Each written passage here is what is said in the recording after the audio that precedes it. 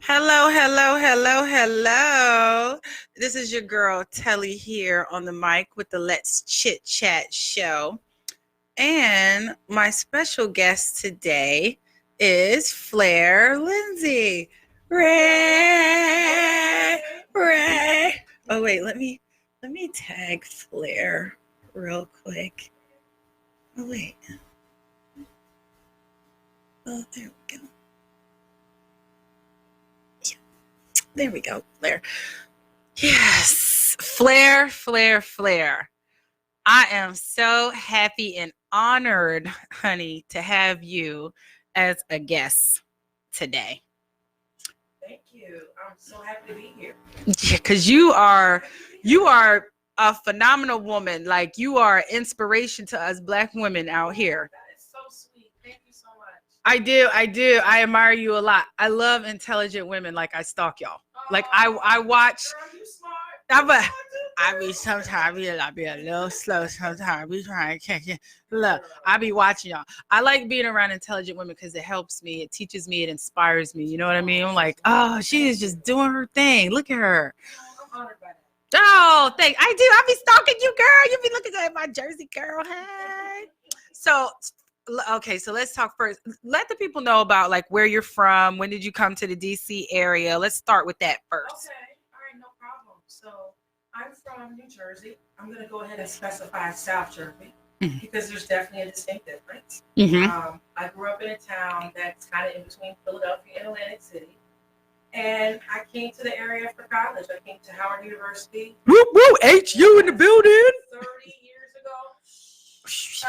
You look good, girl. You Thank look good. Thank you so much. So 30 years ago, I came here as a freshman, got into a long-running career, and just never left. Started a family, and this is home now. So of course, my dad is in New Jersey, and other family members and friends. But So you have no family here. I have two first cousins. Oh, okay. You got some First cousins. cousin that's retired Navy, another first cousin that's a lawyer, and so they are here in the area. Okay. That's it. So when you finished Howard University, I ain't gonna say college, girl. And I'll just let you know, I did not finish at Howard. Oh, I okay. started. I tried, Lord. I tried. You I try. finished at UDT. Oh, okay. Okay. Okay. So that's what's up. That I mean, that's still a good school, girl. I'm proud of it. I'm proud of it. I met a lot of people, during both education experiences. So I know that was a great experience. definitely. And the era when you were going to Howard was the poppin' era. It was popping and it was good and bad. So you had, rap music was really doing well. A lot of the hip hop artists frequented the campus. They were like basically became a lot of people's friends. Oh my God, you was taking pictures like crazy, like what? Because they were just there all the time and come and visit their friends and everything. Okay. But there was also the crack epidemic. Yeah. So I say good and bad. So And that was the era of the snow blowing. everything was happening. That was the fire stuff and the snow blowing. So here I am from a rural town in South Jersey, Mm-hmm. dropped off in DC with a U-Haul in the middle of the ghetto. I'm gonna go ahead and say it. Yeah. You know what I mean? And so it was a little bit traumatic at the same time. So going to school was great, the music was great, the clubs were great, the entertainment part, learning was great. But then on the flip side, you had a whole crack epidemic that was happening. So it wasn't anything for someone to be shot for the building to live in Mm-hmm. or in the alley. And it was getting scared. And women and men, that were going to young people that were going to school got caught up too. Oh. Whether they were dating people that, may have been in that lifestyle, or whether they got in that lifestyle themselves, because a lot of people were financing their college education. Yeah. And so, folks were looking for other avenues of making money. So there was some trauma.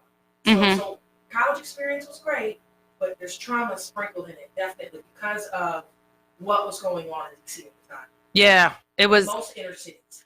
Yeah, and it's still going on. And it's still going on. I just don't think it is as big as it was back then. So it is, but it's just not talked about. Right Okay. now we have a prescription opioid epidemic. Yes, you're right. You're very right about that. So therefore, the focus has kind of shifted a bit. But we still have addictions. Yeah, you're right, especially in the Black We communities. still have addictions, and we still have consequences that our consequences are worse than a lot of our peers. Mm-hmm. And that is because of lack of resources, discrimination in healthcare, socioeconomic differences. Mm-hmm. There's a lot of things that definitely impact our trajectory once someone of color becomes an addict. That's so it unfortunately is still in our communities, you know. Yeah, no, Maybe and not nobody as wants to say it. visible Mhm. as before, or maybe there's not like some high profile drug that's out there that everyone's talking about, but it's still there. And in our communities, we're dealing with the consequences of addiction for many decades. Oh yeah. So a lot of parents have been taken away from children, you know, a lot of moms, a lot of dads incarcerated. So there's just a lot of things that have happened where, as even if, let's just say, I don't have any data right now, but let's just say the number of people of color that are addicted is reduced. Let's just say that hypothetically. There's still people that are dealing with relatives in prison, Yeah. you know, And and in that jail. they're releasing now, Right. that they've already served 20 years time Right. for prior, and just because they passed a new law, the newcomers coming in only have to do 6 months and they get put out. Right. Because the jails are So there's a overcrowded. lot of people that were still caught up in disparate sentencing, Mm-hmm. and a lot of them now are just getting free. Mm-hmm. And so now they have to be reintroduced to society, join families, families that haven't died off that are still left, Mm-hmm. be a product, you know, be able to be productive in society and get a job. Mm-hmm. So they're faced with that type of discrimination. So unfortunately, when something impacts the community of color, the consequences are very long running. It is. It's yeah, true. And so I know people from my era that are just now getting released. Oh. Or like within the last 5 to 10 years. That's sad. Yeah. And people that are just coming in or just going in for a little while and coming out. Right. And so, but I'm happy that sentencing laws are changing. Mm-hmm. But I do wish that, I'm just sorry so many of our people have been incarcerated and in the system and just given pretty much unfair sentencing. Yeah, they didn't get fair trial. Mm-hmm. DNA testing, so a lot. A lot has happened. So yeah, I didn't mean to take it to that place. No, but no. Go there. That's I want you to go there. No, because it's true. So, but I just want to bring. You're woke. Yeah, I'm woke, and I just want to bring the fact that, you know, moving to DC, going to Howard University, going to UDC, it presented two sides. It presented a great side, and it presented a not so great side. Do you feel like you got more support from your peers back home, or more here in a town that you knew no one, strangers?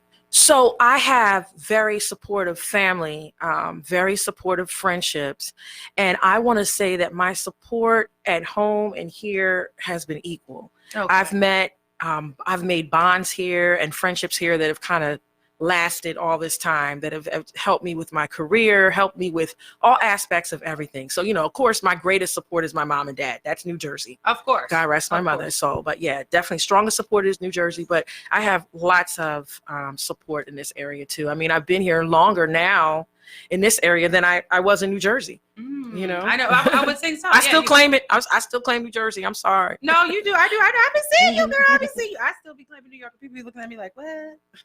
I left many years ago. I left New York and went to Jersey. Jersey came here. So yeah, it is definitely nice. So tell us about FLAIR LINDSEY. FLAIR LINDSEY has a career. I do. Right. Let's talk about the career real quick. So publicity or career, your real job. Okay. They're both your real jobs. Right. So both my real jobs. Job. So I work for a public health agency. Okay. And pretty much over the years, my efforts have been related to research training as far as drug abuse and addiction research goes. Oh, so I've been working with programs that, you know, supported drug abuse and addiction research training. And so are you involved in any charities? No, not right now. Not right now. Okay. Yeah. And the other flip side of FLAIR LINDSEY is you're a publicist, right? A PR. Yeah, so I'm a publicist and I do public relations and publicity work, mostly in the entertainment sector for artists, for DJs, for promoters, predominantly Caribbean, you know, over the years. I do have an R&B artist that I work with and some others, but mostly Caribbean based. And how long have we been doing this, the PR work? So I'll have to take it back to say that, okay, so to say that in about, when I was in school, I started off as a Spanish major. Then I changed over to mass media with an emphasis in journalism. Okay. So I have a love of writing. Okay. I started writing for a local magazine, and they gave me, I loved reggae and dancehall so much, they gave me the whole section. They were like, take it away, do what you want to do. So I started writing articles and doing interviews with people, and that pretty much is what led to publicity. I didn't just naturally go the route of publicity and PR. I kind of was led that way because I had did some articles with people back then that liked them, and that asked me, can you write a bio for me? Can you put together a press kit? Oh, so you do EPKs as well? I do. And so those are the things that kind of started the whole but the whole travels into publicity and PR. Just the writing piece, the journalism piece was very, very big. And so that was like 94. Okay. Yeah. Okay. So we're going back to 94. So we're going back 25 years. Yeah. So at some form and fashion, I've had my hands in reggae and dancehall entertainment in some form and fashion for 25 years, actually. And you have been behind the scenes with Irish and Chin for a long time. 15 years. Yeah, and 15 years. You're their PR. Yep. I handle their publicity, and it's been a great journey, great experience. I know. We've kind of grown up together.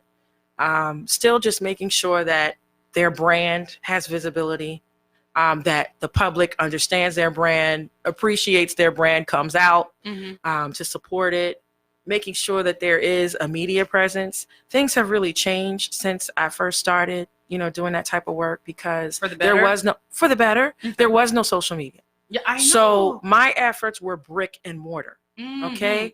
Very much, okay, I would create press releases. And even though we had email, that was good. We still had email, but it was like a lot of print publications, a lot of magazines. So a lot of it was visuals. The outcome of my earlier work was in print. So magazines and newspapers and things of that nature. So things have just changed a little bit, because that still happens, but a lot of things are online now. So, and very much tied in with social media. So it's like sometimes as technologies change in an industry, you have to learn how to change with it. So in addition to handling traditional media, I started handling the social media too, because naturally now there's this new route for people to expose their brands, expose their events. Yep. I had to get involved, Of course. And so that became just an extension or a major part now of making sure that the company stays, visible. So that, how do you like it better as it is now, or do you like it more manual? So I think that there's a lot of ease now. I appreciate it, but I do feel that it yields a lot of microwave style work. In other words, there's a lot of people that didn't really put in that legwork. Just like when it comes to DJs, there's a lot of DJs that didn't carry records, and now they get all this a laptop and they download, they get a file of music from someone. And I'm not going to discredit them for their skill. However, that skill was not honed like someone that carried records and someone that studied vinyl and studied that type part of the craft. So I think that doing their homework. It is better, but you have a lot of folks that don't understand the labor and the intensity that goes into certain industries. And so sometimes when you have conversations with people, I have to always mind the generational gap. I have a 12-year-old son, so I'm always just trying to also try to be timely. But I also like to present perspectives from my era or former era as well, because sometimes people, when they talk, think they know everything. And you're like, no, that's not quite the root of it. Yeah. Or that's not quite where that rhythm came from. Let me tell you who did that first. Yeah. This is something that came from, you have to put them on. They're looking at you like, and what? so I think it's very important to understand the past. That will help you move forward better. You want to know the foundation. You want to be a master of your craft. And in order to be a master of your craft, you really have to thoroughly understand it. That's how you can really flourish and do well. And so again, this is no disrespect to the newer people, but they just don't understand the legwork. No, they don't understand the brick and mortar. You're chit-chatting, honey.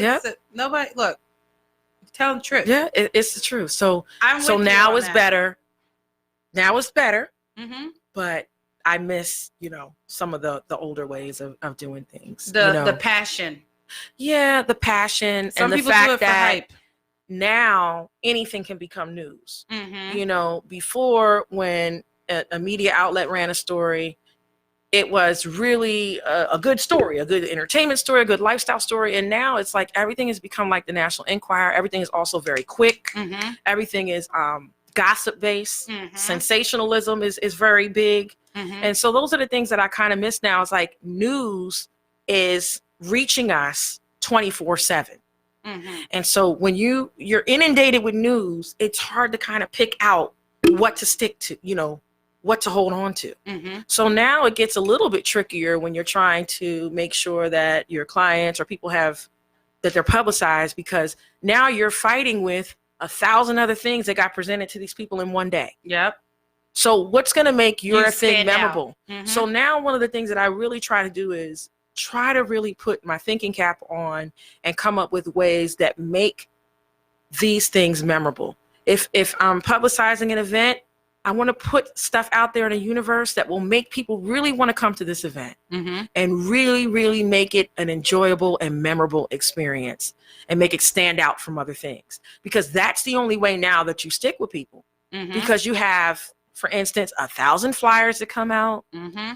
100 articles, 200, 300, however many articles, and people are inundated. So it's still about now it's about really going above and beyond and making sure that whatever you're doing stands out. This is true. Yeah. So you also, you are a woman of many hats. Mm-hmm. You also are a manager for a couple of artists. Yeah. So right now I am a manager for one artist and quasi manager for his roster on his label. Okay. So that's kind of how it is. And that's Sean Ice. Mm-hmm. And his label and entertainment group is Third is Entertainment. Mm-hmm. It's a nice cohort of dancehall talent. They were recently here at the station. Mm-hmm. I saw them. They're great, Mm-hmm. So Ink Surgeon was here. He has that raw, in your face. The ladies like him, that type vibe. Demigod is really great with words, expressions, Mm-hmm. and he brings in little sound effects like a lot of the earlier dancehall artists used to do. Mm-hmm. Kind of remind you of like Ika Mouse and just some of those people from a long time ago. Mm-hmm. Rendeva is another artist that's under that camp, and of course Sean Ice. Mm-hmm. And so I Very started talented. as a publicist for Double D Mm-hmm. and for Sean Ice, and just kind of transitioned into management. It's not something that I was seeking, Mm-hmm. but it transitioned, and it was just a natural flow to Okay. handle both management and publicity. And so that's the piece of me that really tries to stay relevant with the music, what's happening, because managing an artist, you want to make sure that, they're on the cutting edge and have opportunities available and are putting out music that people like. But that's a fight too, I bet. making music stand out. And so we have constant struggle, not being him personally, but just what's going to make this song stand out? What's different? What's going to about make this song a keeper? it? Mm-hmm. And so I am very much involved in his management, but I don't have a whole lot of input on the particular music that's coming out, even though now I'm starting to be, a little bit more vocal about it. But I think that that's something that's really important, for that role, is just making sure that music comes out that people will remember, because now we're up against everybody else. Mm-hmm. We're up against technology. We're up against music being put out rapidly. Mm-hmm. And sometimes an artist just needs that big break, Mm-hmm. or that one right song. platform, and Yep. that one song Can can change someone's life. Yep. Just you one. know, and so yes, it can change your life. Mm-hmm. And so we're working on that. Sean has a great catalog. Oh, And there are some songs in his catalog that are my babies and that I still believe in investing in. Even if the song was recorded in November of 2018, there's certain music that I believe in Mm-hmm. and I'm really getting behind, that I still push, because I'm like, this song is a crossover song. That I always say that. Yep. There's a particular song I have in mind. I'm like, this song is going to cross over into other markets, but we have to have faith in it. Yep. And we have to push it hard, So it's fine that we're putting out this other music. I think that's great. And it's clicking. But we also have to really cultivate those songs that have crossover and mass appeal potential. This is true.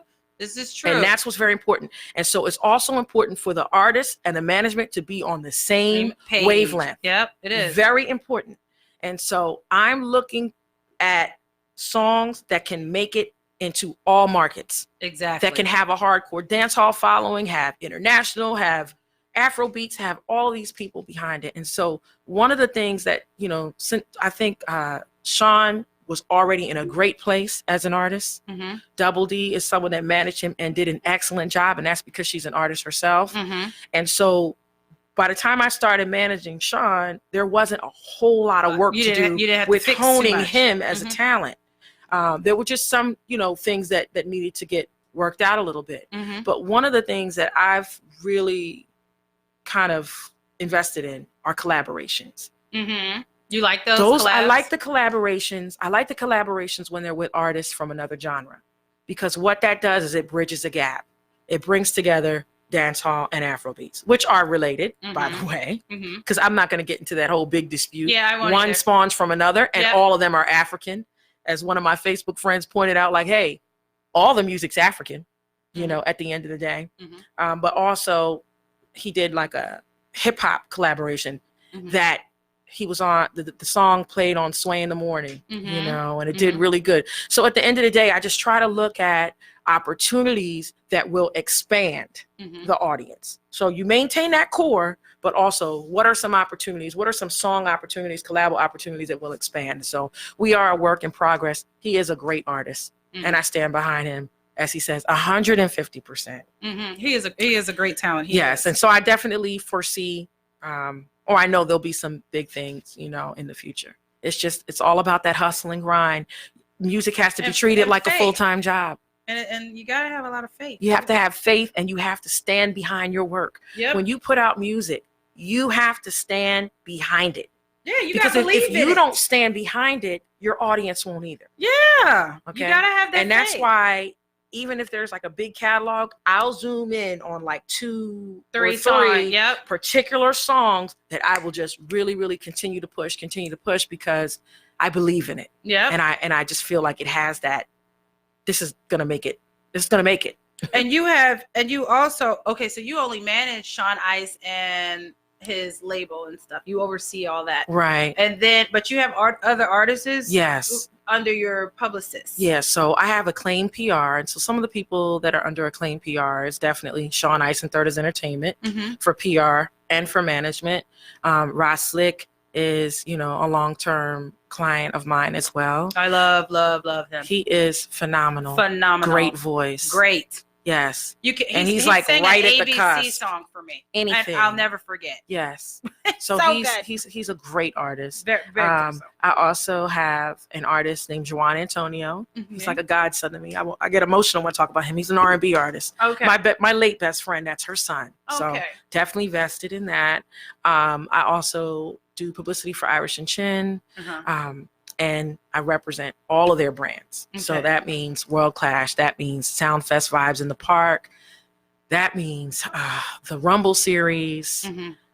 There's just a lot. Sound Chat, radio. Now their newest thing is Sound Chat, Radio Live. I watch them all the time, girl. We watch them all the time. So a lot of, you know, all the things that fall under that umbrella are also things that I take care of. Also Hush Weekend. So there's some people that are seasonal. I may not be their publicist year round, but but you have them. Oh, okay. So you do like seasonal work as seasonal work. Yep. And I've, you know, also worked with Jamaica Music Conference. And I just interviewed him recently. Oh, good. Quasi. Okay. Yeah. And then also through Irish and Chin, there's other artists that I've worked with in the past, because at one point in time, Mr. Vegas was under the banner, handled his publicity. Atana was under the banner. So there's just been a lot of work, a lot of different events, a lot of artists on the events, you know. And how do you juggle that with a full-time career, then your other full-time publicist, then your other full-time management, then mom? Yeah, so really, life is about balancing. Life is about balancing and handling responsibilities. And so essentially, 9 to 5, I go in. Mm-hmm. 9 to 5, and I work, and I put the work in. But a lot of the other work comes in the evenings. I balance that between my son and the PR stuff. Also, weekends, a lot of holidays. Over the years, for many years, I was in Jamaica during Easter for Death Before Dishonor, which was the World Class Jamaica. So that was like for a whole decade that I kind of gave up Easter. For many years, Columbus Day, which is when World Class was traditionally held. So a lot of stuff is really weekends, holidays, evenings, and any side time I get outside of, when I'm working. So that's how you balance it. So your son's used to it now. He's used to it. And I have to explain that things are work to him, because he'll think that, oh, you're just playing online. You're not, you're just playing online. You're not, this is not, I'm like, no, these things are work. This is also business. So he gets it. And he knows that I was coming to do an interview today. So he gets it. Yeah. And then you have, and then you go to the boat ride. So welcome to Jamrock. So I'm not actually going this year, but Irish and Chin. Wait, Bougie on there? You ain't going? No. Oh, wait, it's not. Is it this year? It is this year. Oh, it's not next year. No, he's on it. He's supposed to be on it this year. He's supposed to be on it this year. I thought it was 2020. No, I think it's 2000. I think it's girl. Don't get me to line, but I think it's this year. Is it this year? I think it's this year. If it's this year, somebody answer me, please. Okay. I don't know which. Okay, right. So how do you like doing that every year? Are you a part of that? So no, I'm not a part of Welcome to Jamrock, but I have also, and one of the things I didn't mention, I've represented Mighty Crown for many years. That's who I'm. Mighty Crown is under the Irish and Chin banner. Okay, so that's what I thought. Okay. Lots of work with that, lots of publicity, lots of PR, endorsement. I was instrumental in their Clarks. They had a whole Clarks campaign and endorsement. That was years ago. But they are a part of, they're under the Irish and Chin banner. So that means that they're a part of my responsibility as well. And they were clashing in the Sound Clash at Sea. And they won it 3 times. They became the 3-peat champions. So my involvement was publicizing, Mighty Crown on the cruise. How do they feel with you? You have no Caribbean background. I don't. And you're a Yankee, so how do they feel about that? Like they've adopted you in? Or? So how does who feel? You, just the public, period. So I really don't think a lot of people knew that I was American. Oh, okay. Right. Okay. I don't necessarily promote it with an American flag. I'm proud. I know. You know what I mean? But essentially, when you're in a certain environment or arena long enough, you start to get the respect that anybody else would get. Up north is different from here. It is. Because here they're like, oh, you're not Caribbean, blah, blah, blah. But up north, that's our thing. Like it's like the Caribbean is there. Like very much an influence. Now, so for South Jersey, there really weren't a whole lot of Caribbean people. But really, one of my best friends, Philippa, took me to a dance hall as a freshman in college, and that was it. You fell in love. After that, I fell in love, and I was like, "This is it." And then I kind of merged the journalism with it, and that's how it kind of went from there. But for a long time, I don't think a lot of people knew, because also before social media, my picture wasn't available. Oh yeah. So when I was sending stuff out, it's not like there were photos attached to it. It was just me, sending stuff out. And nobody related to Caribbean entertainment and Sound Clash, and people recognize the name FLAIR, but they didn't know my background, because again, that's before social media. That's true. And you weren't, who was putting pictures out? Like if I wrote an article or did a press release, I wasn't putting a picture. I was putting a picture of the subject matter. They would be included in it, but I wasn't included in it. So I don't think a lot of people knew initially. Okay. Yeah. But I've studied the music. I've studied the entertainment, and also been in the trenches. They're more friendly up north with that than I noticed here. They're like, oh, you're American, blah blah. So yeah, it happens. So but you know what? but we're all African, and so one of the things we were all colonized. I say this all the time, and we're all African. So essentially, we're all descendants of slaves, most of us. And at the end of the day, a lot of Black Americans lost their culture. It was very much robbed. And so the preservation of culture is really prominent in the Caribbean. It's prominent in some parts of Central and South America. But so I think that for me, leaning towards Caribbean culture was just trying to have a connection back to Africa, essentially.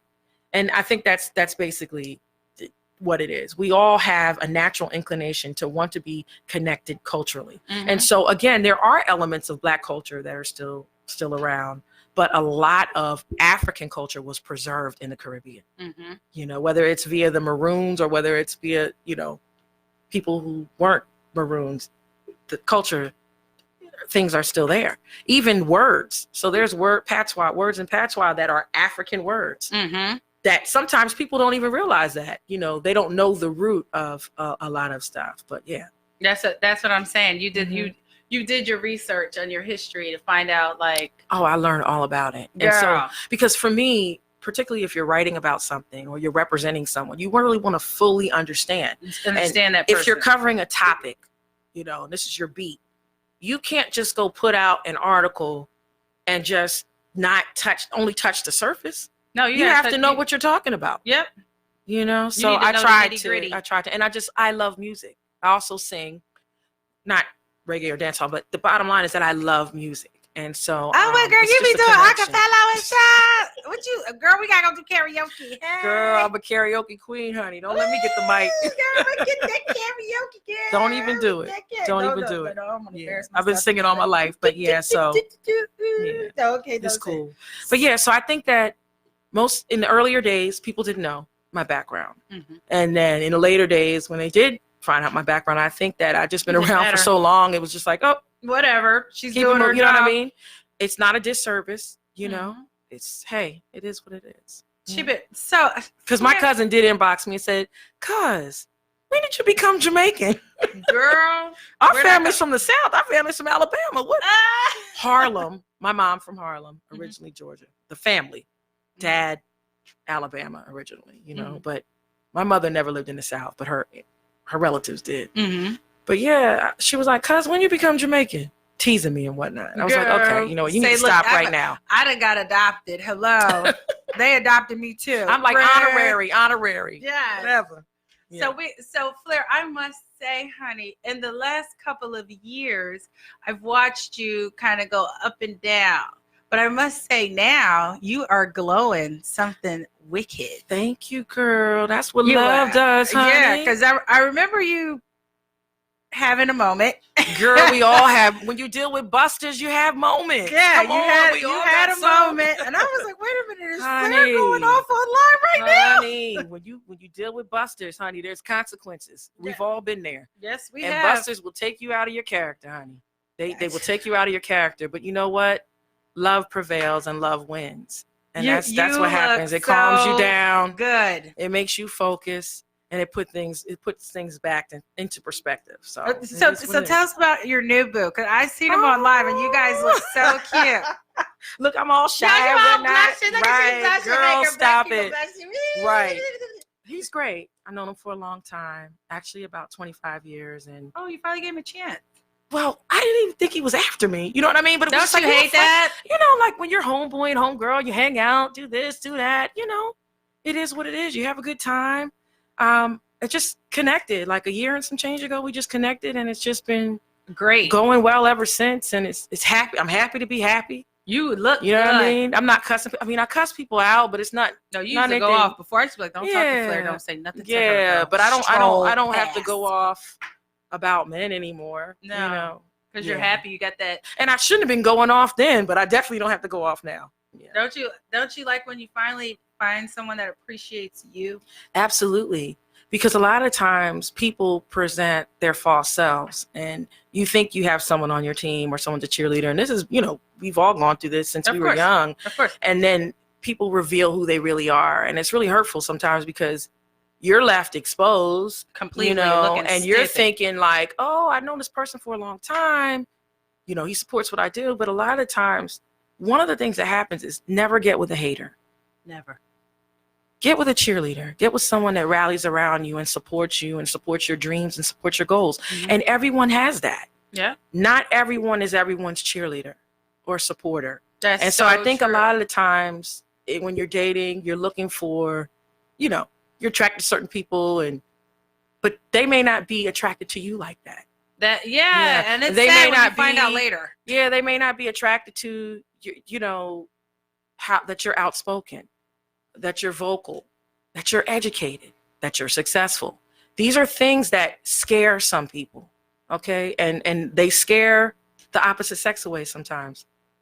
This is very true. So when you have someone that rallies around you, you stick with them and you rally around them too. Yeah. You know, and it just connects. Support. Exactly. Support, But I guess my word to all women is don't get with people who are jealous with you or who are haters, who don't have your best interests. Yeah. They show you signs. They let you know. Them. Yeah, they do. You just get to a point where you ignore, you really like someone or whatever. But at the end of the day, people show you who they are. They do. Yeah. So FLAIR, tell us, what do we have to look forward to you in the future? Do you have any, are you about to be branding out? You got some things up your sleeve? So I can't really discuss everything because I'm still working.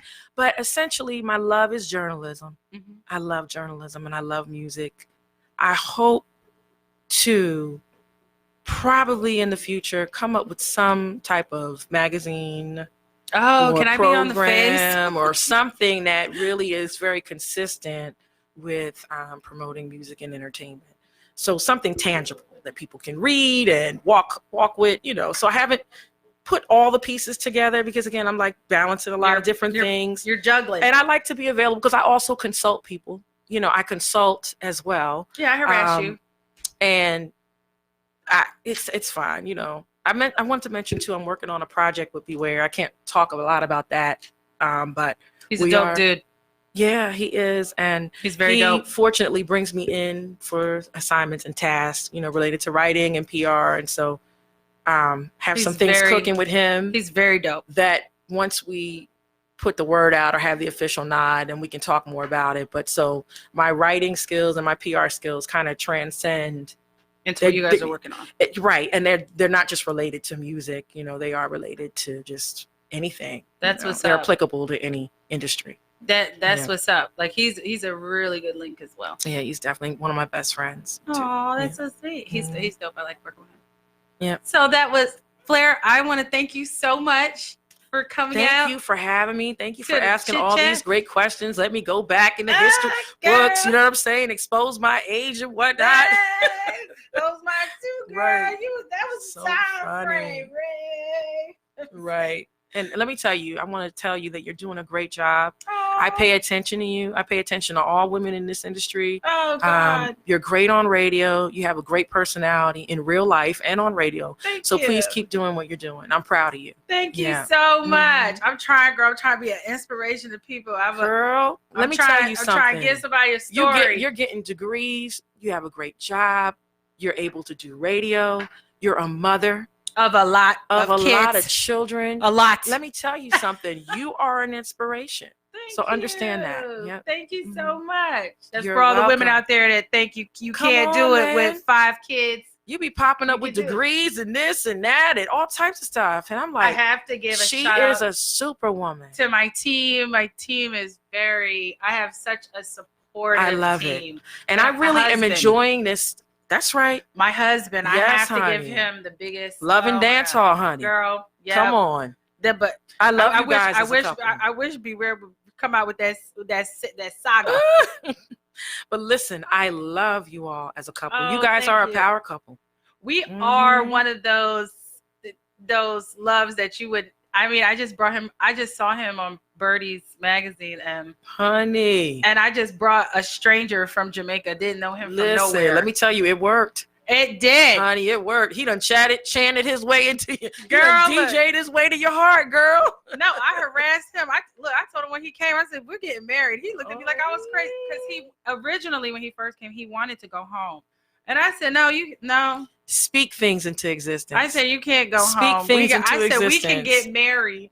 Look, I told him, I said, we can get married and you can just stay here. Listen, you speak things into existence. You make it manifest. Words are powerful. Yeah. When you want something in your life, you claim it. He's such a good dude. Say it. And I thought I just didn't think I would be able, like we never think you're going to be able to find love in such in our age. Yeah, it happens. It happens. But you know what? It's great. And when you find it, you hold on to it. Yeah. And you keep it moving. And then talk to your girlfriends. Because you know what? I needed people to talk to me when I was out there making all types of. I tell them you can't make people. You got. And married people are also really good people to kind of talk to. They'll walk you through some of the things that have helped their marriages sustain, some of the pitfalls. And when you have friends that are willing to expose their vulnerabilities, also, because here's the thing. There are a lot of fronters out there. A lot. And so a lot of people will have you thinking that they have the picture perfect relationship or marriage.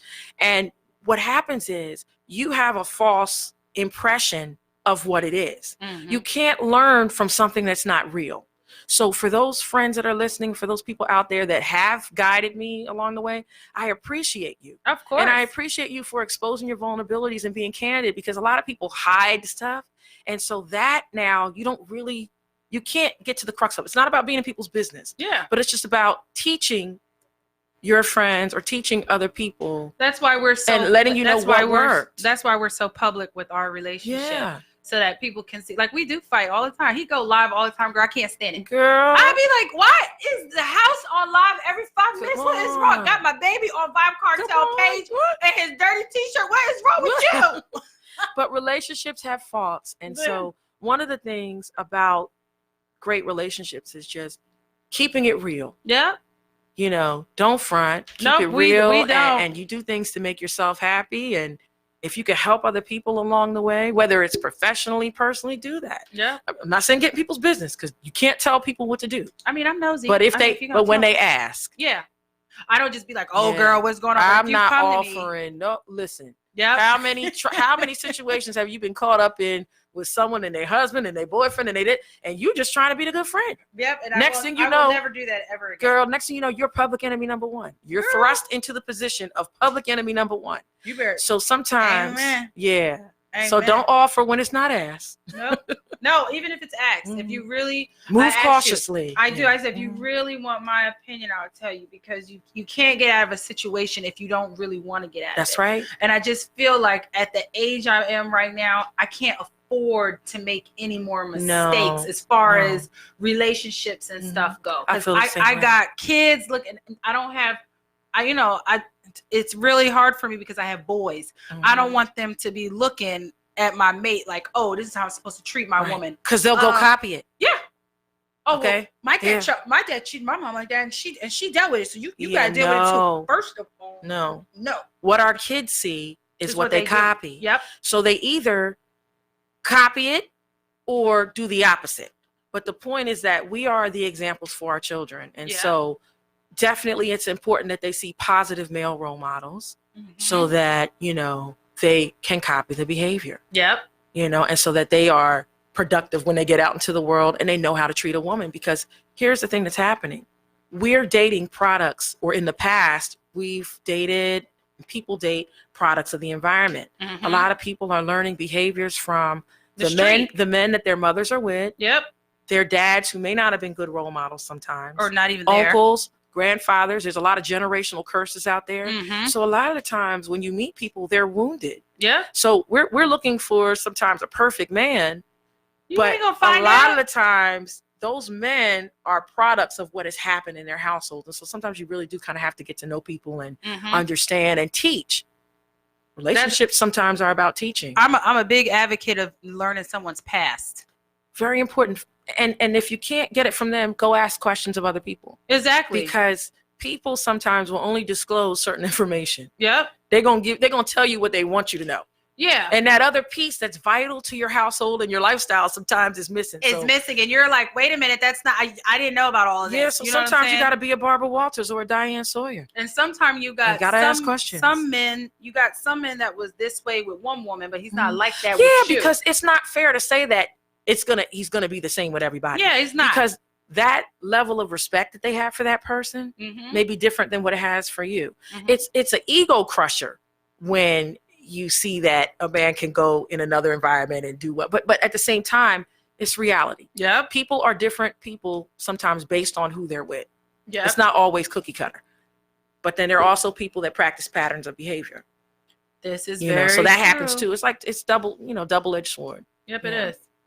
So once again, FLAIR, I want to thank you so much. I'm chatty FLAIR girl, but thank you for having me. I love love when people come on and chat and they don't mind and they're open to talk Yeah, about I'm open. everything. I'm, I you like know, that. I love I'm that. flawed. I've made mistakes. You Yeah. know, I try to do things the right way, but it doesn't always work out. Yeah, And I just try to keep it real. You know what I mean? I love that. Thank you. I love that. I try to keep it real as much as Girl, and sometimes Sometimes keeping I it gotta real keep goes bad. Yeah, It goes bad sometimes, Sometimes honey. I'll be like, "Whoa, let me You shut can- up. you Tell can it, lose get some offline friends. now." You can lose some I lost a friendships. lot, but Yeah. at the end of the day, like my BFF told me, she said they were never your friends in the first place if they Come- can't take come the on, come- honest. I need you to say it louder for all the people in the back who may not be able to hear. Yeah, if I'm not your friend, if I can't tell you the truth, if I don't Come tell you on. the truth, and if you want me to sugarcoat something, don't ask me. Yeah. Don't Right. ask me. You have to be able to receive You it. got to be able to receive that. And trust me, I was the person that had a hard time receiving critiques, constructive criticism, feedback. The older I get, the more I'm open to it. Because you want to hear It'll hurt you your wanna it hear hurts your feelings. I It always does. want. I'm nosy, so I always want to hear. But trust me, I'll go in the Mhm. bathroom and cry and come out and be like, because I'm I was okay. told you don't listen, you cut people off. I Yep. still cut people off, but I am trying to be a better listener. Yeah.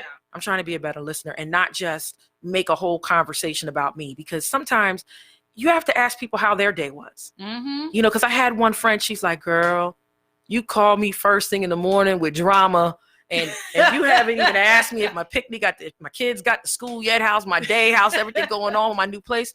So I'm trying to take a step back. It's not all about you. Yep. We all have friends they got a whole lot of things going on too. Ask them how their day is going. Did you get your coffee yet? How's your morning? How are the kids? How are they doing in school? You can't always start off conversations about you. That's And so true. I was guilty of that. Oh God, I was guilty. And so a friend of mine, a good friend of mine, who is now, she got her JD, mother of 4, finished law school last year. She was like, you can't be putting all that on me first thing in the morning, honey. Yeah. And sometimes she said, I see that phone, I would see you calling, and I have to send you the voicemail because I'm gonna need you to take it down, calm down a little bit, because a lot of times you frustrated, you and your son got into it, something happened. So I'm learning. I like people that help me understand. You got to ask about other people. It can't always be about you. And also, other folks have burdens too. Yep. Recognize before you call somebody and drop your burdens on them. Understand the burdens that they may be juggling too, and just be mindful of that before you add to what they already have going on. Yeah. That's true. That's why when I see a lot of people, I don't go out to dance hall events much anymore because I'm so happy in my home.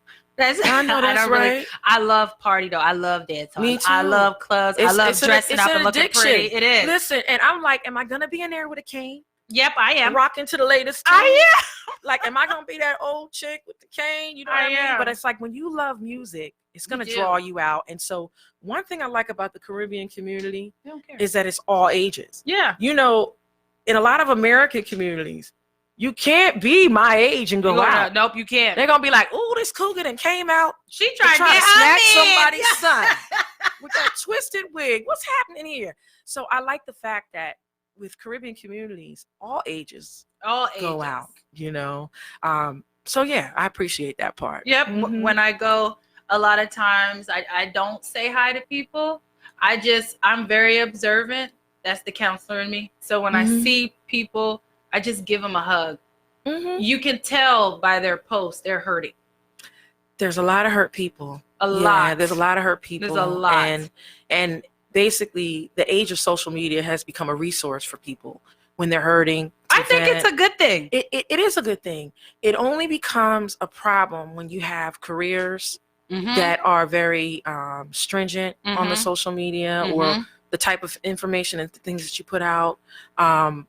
And it becomes a problem when you're building a brand. You never know someone's suicidal. It just does it when you're building a brand and you have a certain image, and then you go put something out that's kind of crazy and just doesn't match your image. It's just certain things that we have to be very careful. But if you don't have those parameters, you're not building a brand, or your brand's not impacted by what you put out, or you don't have a career path that is very protective over, social media, then you can kind of pretty much do what you want. But I don't think that it should become our psychologists and psychiatrists, though. No, that's when you come. But I do think that if this is a way that someone needs to get out what they're feeling out, they may not want to burden their girlfriends with it. So they just put it So out just what tell they the went whole through today. world I and had get a whole I had bunch. someone tell me, you know, you expose so much, you know, sometimes when you're going through stuff with your son. I said, you know, sometimes I want to hear other people's thoughts. Yep. And I don't want to call up 9 and 10 people. It's not to tarnish myself or to tarnish my child, but It's an I'm outlet. I'm not a fronter. Yeah. So a lot of times if I put something out there, it's real. Yeah. If I'm talking about cost of living in the DC area, if I'm complaining about certain things, these are real life situations. Let me not front and act like everything is perfect. No. You know, and I have one child. So for somebody that has more than one child that's been through certain things that I've been through, help me out. If you have some suggestions. So a lot of times good suggestions and feedback come back. Okay, so I'm abusive. I snatched the throat and hit it up here. Oh, Here you go. Lord Jesus. Yeah. So we're not gonna do that. We ain't doing that. I have one that's very stubborn. My Sag is he's very stubborn. Part of it's the sign. Me and him clash a lot, but he loves his mother. So if I do get into it with him, it hurts every bone in his body that, oh my God, mom is yelling at me. Right. Oh my God, mom's really about to beat me. Oh my God, what is going on? You handle it accordingly. And so there is no real guidebook for parenting. It isn't. But I'm always open to suggestions from people because there are people that have been doing it longer than I have. And so, you know, I put certain things out there for that reason, you know. Beat him. But oh shoot, look at you trying to get beat him. Don't bruise him, but beat him. Beat him. Yeah, girl, me and my husband, we have we have a tough time with that Sag. Yeah. A lot. But he'll get through. And then the older they get, sometimes the little personalities change a little bit. I don't think this is going to change. He's very nonchalant. Ooh. And it's I don't care. Yeah. Girl, if there's anything that drives me crazy, I don't care. It's the phrase, I don't care. Oh, you're just a mean mom. I don't care. Oh, you're a mean dad. What if my response? What if my response to everything was, I don't care? Yeah. Come on. Oh, you need that PlayStation renewal. You know, you want that Fogle the child, whatever because my kid likes the thing. He's not my a gamer. son loves to eat. My son loves to eat. What if mommy said, I don't care? Yeah. It's time to pay that internet. I don't care. Oh, yeah. See, he wants the internet. He does the phone, but he's not a gamer. Oh, okay. He's not a gamer. Yeah, I have all my other ones are gamers, but not that one. That Sag isn't. He's too busy being observant, watching everything you do. I know that's right. Okay. But he's a phone. He likes parodies. Interesting. Yeah. Okay. He's start thinking about that career path for him. That he can use those likes. I think he's gonna do mechanical engineering. Right. Okay. He loves music, but then again, he likes medical stuff too. Okay. Because he's not scared of anything. So, nice. And he's very. So there's all types of possibilities there. Oh yeah. So it's get him involved with STEM. Yeah. Oh okay. Yeah. STEM activities, you know, science, technology. You know, a lot of the schools have after-school activities and weekend activities. It's hard when you're working parents. Also, you're in Baltimore. You're around Johns Hopkins. You're around a lot of medical institutions. And yes, just keep that. Because anytime I go through something medical, he's always the one right there. Even Morgan State may have opportunities for younger people. They do. So great institute to work at. I swear to God. HBCU, honey. Woo! Yeah. But yeah, just keep doing what you do though. So just to circle back, I'm proud of you. Keep this radio show up. Please have me back because I'm a chatty patty too. No, look, chatty, you gotta come anytime you're ready to come back. If you got new artists you want to bring through, if you guys are breaking a new song, anybody, y'all can come back. I appreciate the love and thank you because you guys are great here. You've had Ross Slick, you've had Sean Ice, you've had Third Entertainment. So I'm very grateful for this platform, and I think that the platform is very much needed. So thank you. Thank you so much. So thank you guys for listening to the Let's Chit Chat show. Bobette is commenting like crazy. I'm so sorry, honey. Shout out to everybody on my live right now tuning in to FLAIR Lindsay. Yes, she's an HBCU graduate. Holla. Yes, she's here. Thank you so much for tuning in, guys. And can you please tune in next week? We will be here in the building. And I will have FLAIR Lindsay back on. Make sure you look out for her online on Facebook. Tell them your social media names. So my social media is at FLAIR That's my IG. And on Facebook, I'm FLAIR Lindsay. Okay, and she does and Acclaim PR. It'll come up as Acclaim PR also on IG. Oh, okay, yep. And you do take new clients. I do. It depends, because I am a little selective. Oh, good. You I'm know, glad people said have to have a vision and concrete plans.